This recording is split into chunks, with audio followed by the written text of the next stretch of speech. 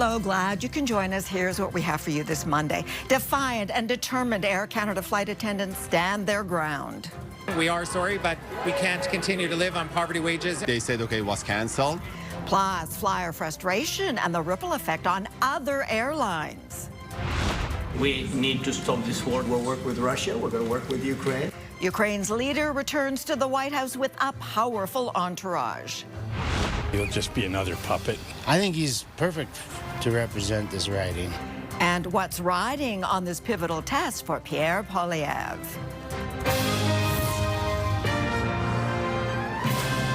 CTV National News with Sandy Ronaldo. Another day of travel turbulence as Air Canada flight attendants defy a back-to-work order and remain out on strike. Hundreds of flights have been canceled, the aircraft parked, sitting idle, while hundreds of thousands of passengers remain in limbo. The union representing the 10,000 workers, most of them women, are calling for a negotiated settlement, declaring there's no limit to the action otherwise. CTV's Heather Wright now on where things stand and what might happen next. Heather. Well, Sandy, this morning the Canada Industrial Relations Board deemed that this is an illegal strike in defiance of a back-to-work order issued yesterday. But these workers have no plans to leave this picket line unless they have a new contract with Air Canada. For the third straight day, Air Canada flight attendants are on the pavement rather than in the skies, defying orders to return to work. And if it means folks like me going to jail, then so be it. If it means our union being fined, then so be it. The Canada Industrial Relations Board ordered the roughly 10,000 Air Canada flight attendants to return to work yesterday after the federal jobs minister asked the Labour Board to intervene just hours into the strike. When the government came in and tried to stop our strike 12 hours after we started, we decided that that was not enough to put pressure on Air Canada to come back to the table. That's all we want. Air Canada, come back to the table. At issue, wages and unpaid work. Flight attendants are only paid for the hours they work in the air, which doesn't include boarding and other on-the-ground duties. The airline has offered a pay increase of 17.2% over 4 years, which the company's CEO calls an excellent offer. That will result in our flight attendants being the best compensated flight attendants in Canada, bar none. But the union says that increase doesn't account for inflation over the last decade. Starting flight attendants now are making $1,900 a month in an area where rent is $2,000. The job action has left roughly 500,000 passengers stranded, many unsure when they will be able to get home. I'm supposed to start a job on Wednesday. That's not going to happen. Today, the Prime Minister weighed in, calling the impasse disappointing. I urge both parties to resolve this as quickly as possible, and the Minister will have more to say. Minister Hyde will have more to say later. The union is challenging the back-to-work order in court, so it's unclear how much longer this strike may last. Some estimating it is costing the airline about $60 million a day. Sandy. All right. Thank you, Heather, in Toronto. Okay, let's hear from more passengers stranded by the strike. We want to know how they're coping with the travel chaos. CTV's Alison Hurst on the effect of the Labour impasse on some 500,000 Canadians. Grounded, both the planes and passengers as the Air Canada strike stretches on. It's a nightmare. Yeah, it's unbelievable. Torsten Winder and his family are trying to return home to his son and pets in Germany. We have no hotel, we have no car, we have nothing. And they are not very helpful. James Numfor and his family of 9 got stuck on their way home to Regina Saturday after arriving from Cameroon, where they went to a funeral. They gave us a hotel from Saturday when we arrived here to Sunday. Saturday to Sunday. That's it. According to Air Canada's pamphlet info, labour disruptions are outside their control, so they do not qualify for regulatory compensation. Numfor and his family slept at the airport last night. We were just hanging around. We were just... And right this night, what are we going to do tonight? What are we going to do tomorrow? What are we going to do next tomorrow? He, like others, are actively looking for other ways to get home.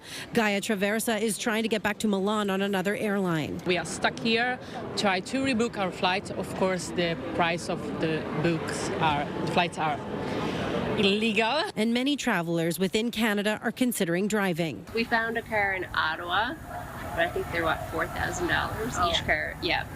and then we'd still have to pay for gas and hotels. There are also Canadians stuck abroad. Cosimo Di Lecce is in Rome. Massive impact. My wife has a government job, which she cannot attend to. I myself, I'm a contractor. I have a very small artisan painting contracting business, which I have clients waiting for me. And Kyla Kumar in Portugal. What other industry and sector in our country would allow this to go on and not force the provider to provide reasonable means to get people home? Amin Lalji checked out the protest after finding out his flight was canceled. It's a little inconvenient for us as travelers, but people got to make a living and they got to do right. So power to you guys. Do well. Air Canada needs to pony up. As passengers hope to soon see fewer cancellations on this list. Alison Hurst, CTV News. The sound of frustration from Air Canada customers, some turning to other airlines to get home or get to where they need to go. CTV's Quebec Bureau Chief Geneviève Beauchemin now with the impact of the strike on the national carriers' competitors. Jen. Yes, Andy, for passengers forced to shift their flight plans, looking to other carriers' offers, well, few options. The search for an escape hatch from Air Canada has travelers looking for other means of transportation. But aboard planes, there is limited space, especially in peak summer season. And adding flights is not exactly a smooth ride for other carriers. It's not like the TTC that the subway goes down or the metro goes down and you can add a bunch of buses right away. It doesn't quite work that way. And it's for a safety perspective. The other thing is you have to be able to get the gates at the airports. Still, Porter, Air Transat and WestJet say they're looking at adding some flights on a few routes.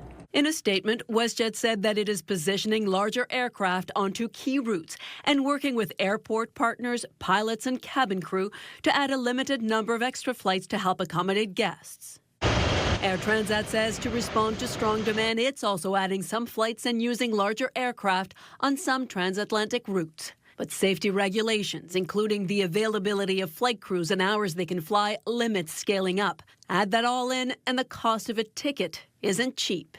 Well, it's going to be pricey. That's just the way it's going to be. All airline pricing is based on demand. The demand was high to begin with. Air Canada is hard to replace in the short run. It handles 43% of Canada's domestic market, 50 million passengers annually. Charter flights like those that fly out of this small airport here outside of Montreal may pick up business, but that won't be cheap. There's also Via and buses on some routes, and there's also the cost of rental cars, but that's going up too. Sandy. All right, CTV's Geneviève Beauchemin in Montreal. Some of the most powerful leaders in the world went to the White House today to talk to the U.S. president about peace for Ukraine. The group, a buffer of sorts for Volodymyr Zelenskyy, who also had a high-stakes meeting with Donald Trump, his first since the disastrous dressing down earlier this year. CTV's Judy Trin now on what was said and what the Ukrainian president came away with. Hi, Judy. Sandy, Zelenskyy arrived with 7 European leaders standing with him against peace plans that favor Russia. The Ukrainian president arrived at the White House dressed in a black suit instead of his usual military uniform. Donald Trump took notice. First of all, Mr.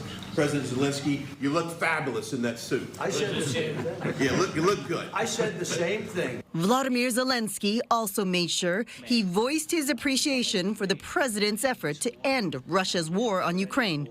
Thank you very much for your efforts, personal efforts to stop killings and stop this war.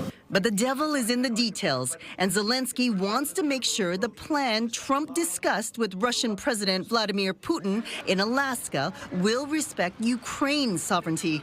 Speaking with reporters, Trump said a deal can be worked out without a ceasefire. We can work a deal where we're working on a peace deal while they're fighting. They have to fight.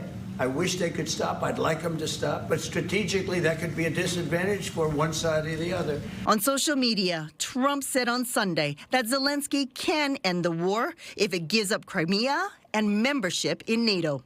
Russia took over Crimea in 2014, and after 3.5 years of war, it controls almost all of the Donbas region in southeast Ukraine.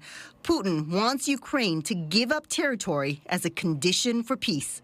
When we talk about security, we're talking about the security not just of Ukraine, we're talking about the security of Europe. To prevent Ukraine's interests from being subverted in a deal brokered by the U.S. and Russia, 7 European leaders from Britain, France, Germany, Italy, Finland, the European Union, and NATO's Secretary General traveled to Washington to stand with Zelenskyy to warn against trusting Putin and fight for security guarantees. We're going to try and get a 3-party meeting, maybe as soon as we can. When it comes to security guarantees, President Trump is not ruling out sending American troops, but he says Europe is the first line of defense. Sandy. CTV's Judy Trin. Judy, thank you. Pierre Poilievre's political future is on the line with today's strategic by-election in Alberta.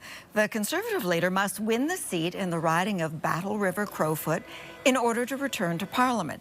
It is considered safe, but hundreds of names on the ballot have complicated things. CTV's Kathy Lee now on how the day is shaping up and what to watch for. Kathy. Sandy, polls opened at 8:30 this morning and voters got an early start at the multiple voting stations in Camrose like this one. The consensus I'm hearing this morning from people I've spoken to is whether voters are for or against Pierre Poilievre, they all agree that he will most likely win. Those in support of Poilievre are excited. Those who aren't have expressed frustration, even sadness. He's not going to care what's going on in the constituency. He's a good leader, honestly. Poilievre is expected to win in this safe riding, which has been traditionally conservative and strategically chosen for him to run, so he can get back into the House of Commons after losing his seat in the spring general election.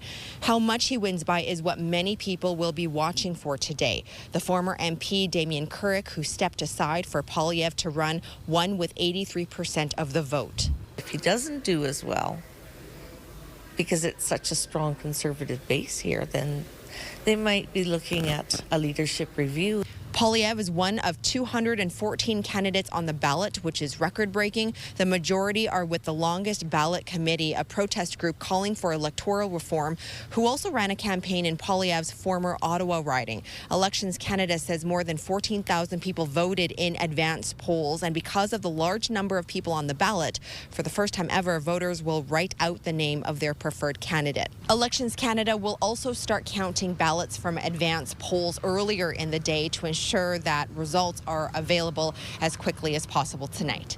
Sandy. All right, Kathy, thank you. With us now is CTV's chief political correspondent, Vashi Kapelas. Vashi, Pierre Poilievre, as we've heard, expected to win easily this by-election, but right, it isn't over until it's over. So, but give us some perspective here. How crucial is today to his future as leader of his party? Well, I think both you and Kathy are right. The chances of Pierre Poilievre, Sandy, losing this riding are slim to none. I've been wrong before, but the law of averages would certainly look to secure a win for him. I think it's, part of the important analysis here is what it has done so far, that Pierre Poilievre does not hold a seat at all in the House of Commons. It certainly has been a handicap for the Conservatives more widely, but in particular for his leadership of the party. So this tonight is really do or die time for Mr. Poilievre. This is the thing he needs to do in order to face down the other tests for his leadership which are coming. And there are two that I would identify primarily, Sandy. The first is going to be a return to the House of Commons and a decision about what kind of opposition Pierre Poilievre is going to lead against a Mark Carney-led government, not a Justin Trudeau-led government, because that pivot did not happen during the election campaign to the degree that would have ensured perhaps their success. The second big test he is going to face, because of the way the party rules work, is a leadership review in January in Calgary that will happen with the party. That is the next big thing after the House of Commons that he is going to have to stare down in order to ensure his survival as leader of the party. So tonight is a first step, but there's a long road ahead, Sandy. All right, Vashi, as always, thanks so much. Coming up after the break, teaming up against a shared challenge. We're working well together, but we've got more to do. We know President Trump's unpredictable. What ideas the Prime Minister and the Premier of Ontario are trading.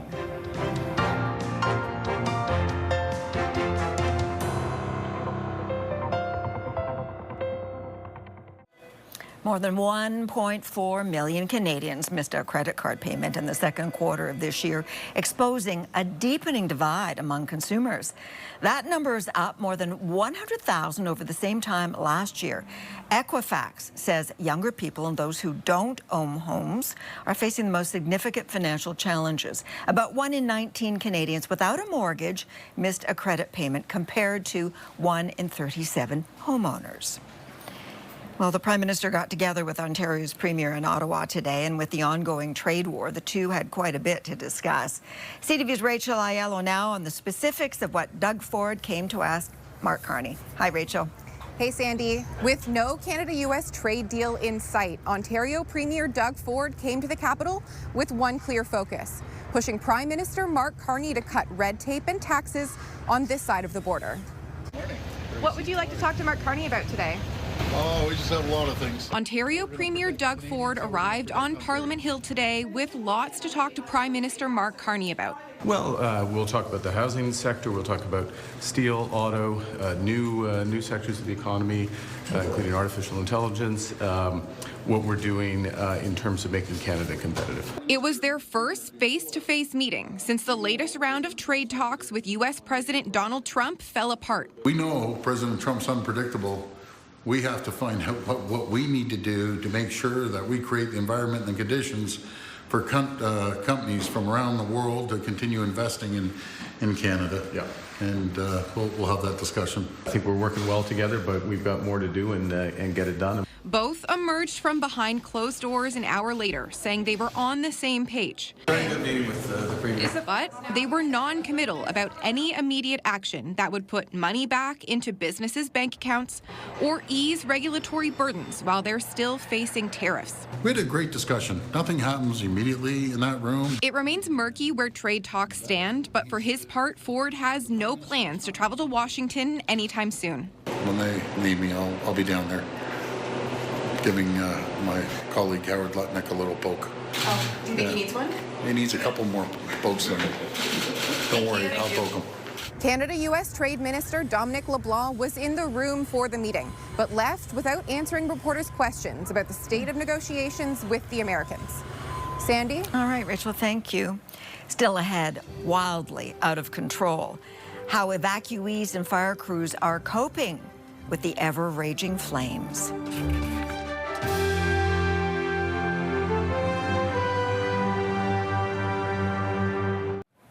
A woman known as the Ketamine Queen is pleading guilty to selling the fatal dose of the drug that killed Canadian actor Matthew Perry. He was found dead in his LA home in 2023.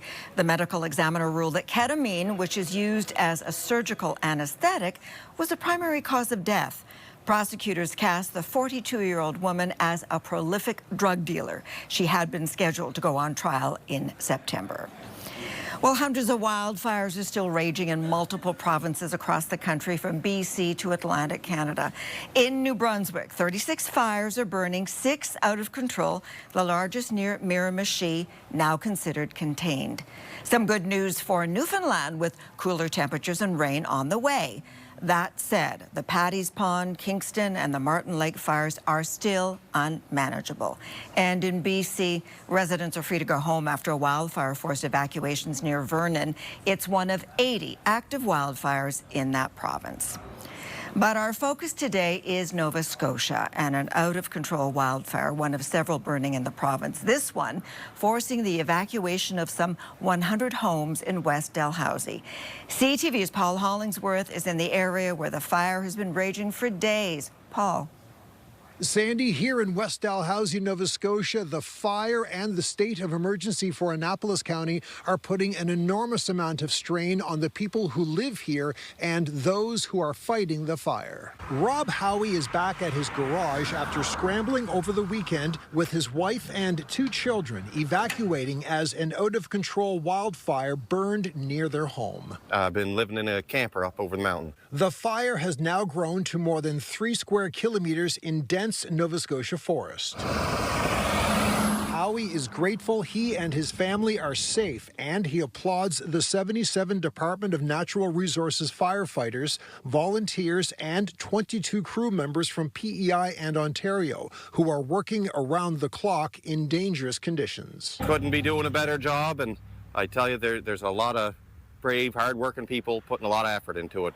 They couldn't be doing any better. Annapolis County Deputy Warden Dustin Enslow says there are tribute pages popping up on social media with people thanking the firefighters for the work being done to save homes in this Nova Scotia community. I looked on it this morning and there was, almost 100 people already that have said that, but we're continuing to see extreme positivity and clapping whenever they see fire trucks. This area received some rain last night. Not a lot by Nova Scotia standards, but any amount of rainfall helps the firefighters as they continue to battle the wildfire in very hot and dry conditions. Sandy. Thanks, Paul. After the break, we'll have an update on our top story, the ongoing Air Canada strike.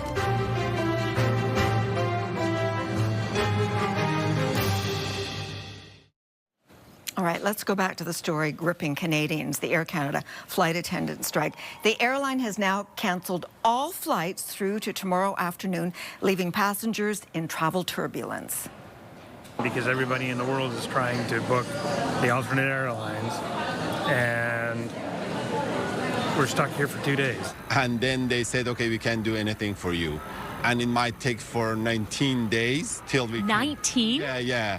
And then they said, okay, what should I do? I have nowhere to go. At the end of the night, they booked a hotel room for one night. They had us rebooked right away, but with a 2-day flight. And with obviously I have work going the weekend, I can't stay for an extra day. Now, those passengers are stuck at airport terminals in Canada, but there are many who feel abandoned abroad.